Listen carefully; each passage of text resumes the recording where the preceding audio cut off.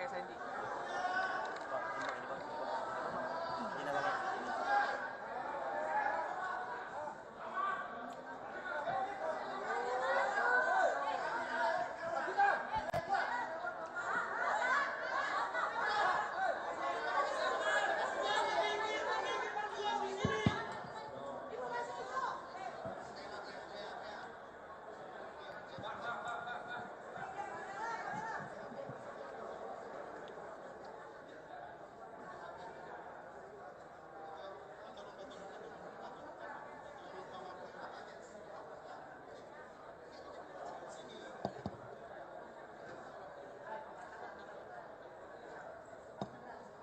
Audionya aman, Mas.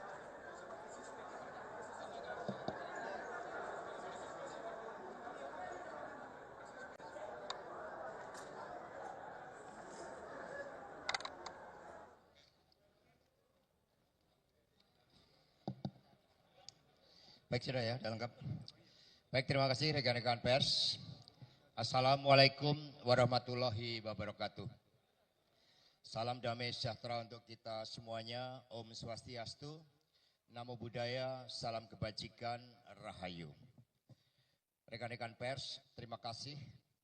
Dari persidangan tadi kita sudah bisa menyaksikan bahwa yang pertama, alhamdulillah terkait dengan tuduhan obstruction of justice itu tidak terbukti karena memang sejak awal seluruh kesadaran yang dimiliki oleh kader PD Perjuangan adalah setia pada hukum, tidak menghalang-halangi seluruh proses hukum.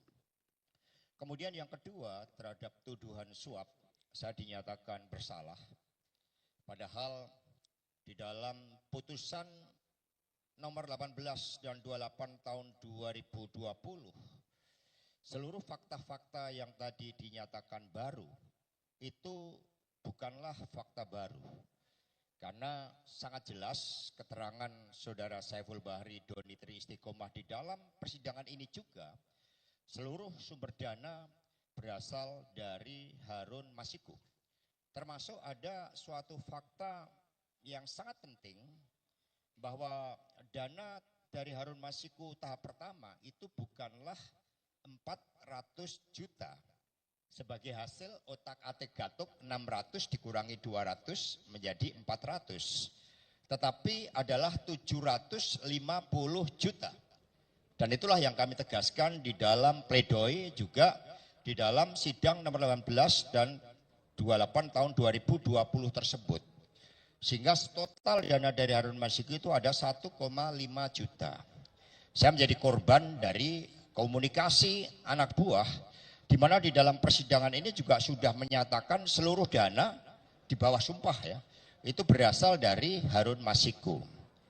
Nah sehingga meskipun proses persidangan kami junjung tinggi, lembaga peradilan tetap kami hormati, tetapi dengan adanya berbagai fakta yang masih disembunyikan tersebut, berupa aliran dana yang seharusnya adalah tahap pertama 750 juta, tapi kemudian dikatakan 400 juta, maka ini telah menyentuh aspek keadilan itu. Karena itulah tema dari pledoi kami adalah menggugat keadilan. Sehingga ini adalah realitas sebagaimana dialami oleh sahabat Tom Lembong. Bagaimana hukum telah menjadi alat kekuasaan. Karena sejak awal, bahkan beberapa hari yang lalu, saya sudah mengetahui informasi-informasi terkait angka 3,6 tahun sampai 4 tahun. Sejak bulan April.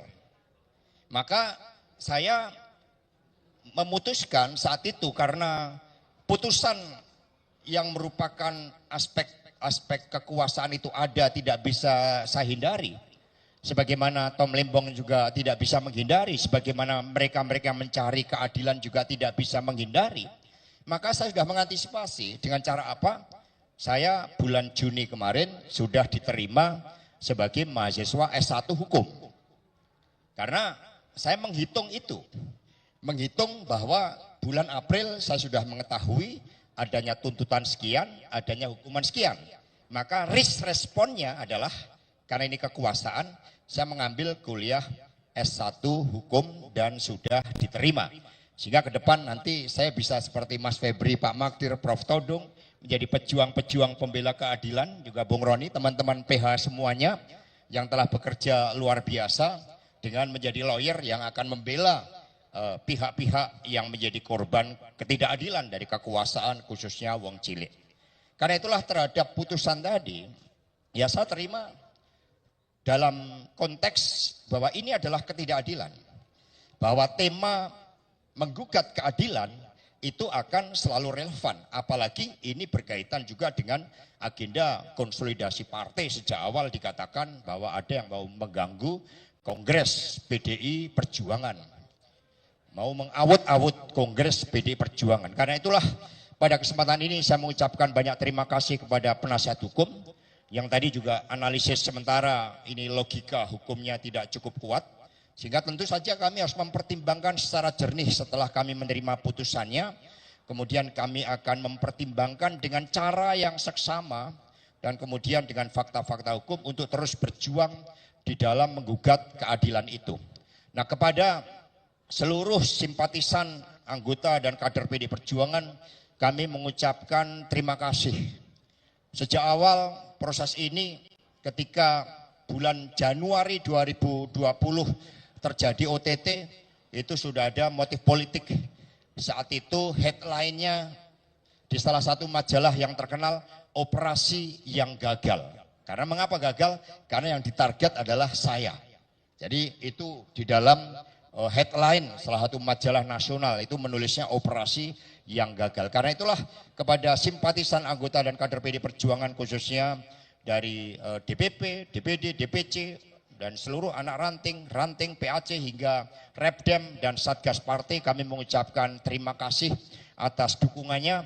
Dengan putusan ini kepala saya tegak karena kita terus akan melawan berbagai ketidakadilan itu. Kita akan menggugat keadilan agar cita-cita keadilan sosial bagi seluruh rakyat Indonesia betul-betul dapat terwujud. Jadi maju tak gentar, kita tidak boleh menyerah, dan saya akan gunakan setiap waktu, setiap detik sebagai karunia Tuhan di dalam memperjuangkan keadilan bersama dengan seluruh komponen masyarakat yang lain.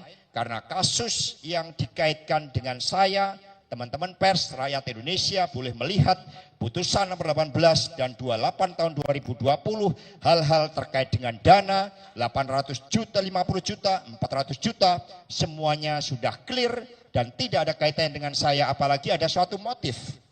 Buat apa? Keuntungan apa yang saya peroleh dengan memberikan suatu dana? Maka catatan di dalam persidangan ini, dalam pledoi kami bahwa Saiful Bahri saat itu juga mendapatkan intimidasi karena ketika dia diperiksa sebagai saksi dalam situasi dia tersandera oleh kasus-kasus akibat penggeledahan, ditemukan 2 senjata api di rumah mantan istrinya. Demikian pula Wahyu Setiawan juga ditekan, diancam TPPU, tindak pidana pencucian uang. Saudara Hasyim Asyari juga diancam berkaitan dengan sewa private jet. Fakta-fakta itu ternyata tidak menjadi pertimbangan. Namun sebagai proses hukum kami hormati, tetapi keadilan tidak akan pernah lari dari setiap upaya untuk memperjuangkannya. Terima kasih, dan selanjutnya dari penasihat hukum kami persilakan. Sekali lagi, jangan pernah menyerah, maju tak gentar membela keadilan. Mari! Oke, saudara-saudara sekalian, menyambung Mas Hasto, saya ingin menambah saja beberapa hal. Pertama, saya hanya ingin mengatakan bahwa saya punya mixed feeling. Kenapa saya katakan mixed feeling? Karena pada dakwaan pertama, mengenai obstruction of justice, itu kita melihat legal reasoning, nalar hukum yang cukup bagus dari majelis hakim, dan saya mengapresiasi pertimbangan-pertimbangan hukum yang dibuat oleh majelis hakim sejauh mengenai obstruction of justice. Kenapa? Karena memang sejak awal kami dari tim kuasa hukum tidak melihat ada alasan-alasan hukum apapun untuk mendakwa Saudara Hasto Kristianto melakukan obstruction of justice. Jadi ini satu presiden yang bagus, ya, satu legal reasoning yang bagus yang kita harus pertahankan. Dan kalau sebelumnya kita sangat pesimis, sangat skeptis melihat legal reasoning atau nalar hukum dari majelis hakim, kali ini kita melihat ada titik, ya, nokta harapan bahwa legal reasoning itu bisa kita dapatkan kalau kita berjuang dengan sungguh-sungguh, dengan serius untuk menegakkan hukum dan keadilan. Nah, mixed feeling saya adalah dalam dakwaan kedua tindak pidana suap pasal 5 Undang-Undang Tipikor. Saya berkali-kali mengatakan kita menegakkan benang basah. Kita menghidupkan kasus yang sudah inkrah, yang sudah mati. Ini sebetulnya upaya hukumnya kan sudah ada. Upaya hukumnya itu kan sudah ada, banding, kasasi, peninjauan kembali, itu upaya hukum yang dilakukan menurut hukum kita. Tapi ini kan satu proses apa yang disebut dalam sistem hukum di Amerika, retrial. Retrial yang menurut saya, ya, itu sangat-sangat tidak bisa diterapkan dalam kasus ini.